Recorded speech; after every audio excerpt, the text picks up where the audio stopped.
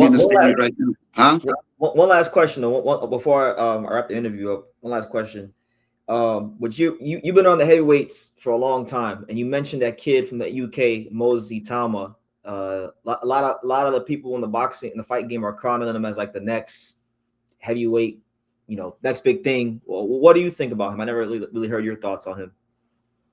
Yeah, I think if they keep grooming it and grooming him right, I think he end up being the next great heavyweight. You look at his age and everything, and his punching ability, and the way that he's dominating. I think that he can. If they don't take him too fast, I think he'd be the next great heavyweight. Right now, we don't have anybody that I could say that can step in there and be the next great heavyweight. I mean, Tyson Fury was the last great heavyweight. Now I'm gonna tell you right now, our heavyweight champion right now ain't no slouch. Usyk Usyk ain't nothing to play with. Usyk. I tell you, Usyk could have been heavyweight champion along with Holyfield and all them boys. Yeah, he ain't nothing to play with. And one of the things is because his skill set is good, but his mind is so strong, man. His mind is strong. He's a fighter. He's a real fighter. He looked like a fighter. He's a real Kazakh fighter. He's a Kazakh fighter. He's a real fighter. And you look at him, and when the war started in Ukraine, he was getting ready for a fight. He said, I'm going to have to cancel my fight. I got to go home because I'm going to have to go to the war. I'm going to have to go fight. You heavyweight champion of the world, you say, hey, forget this fight. I'm got to go fight. I got to get out there in the infantry and get me on a rifle and go shoot what's going on. Yeah. That's a fighter. That's a real fighter right there. He's a real fighter. Don't let nobody fool you. He's real. I love him. I like I know you class Vitali Klitschko very highly. What do you think about like Usyk against a guy like Klitschko or either Klitschko or the guys like Joe Louis or Holyfield or Larry Holmes, them kind of guys? Well, Larry Holmes probably would have beat him because Larry Holmes can move good. And Larry Holmes, he had that jab to keep him at bay. He probably could beat him from that standpoint. Yeah, I would say. And Larry Holmes, even though he got a lot of heart. Larry Holmes like that too. He was a fighter, and he trained real hard. He probably would beat him because of the style. He and Holyfield would match up even. That would be one hell of a bloody ass war right there. That would be a bloodbath. That would be because both of them is mentally strong.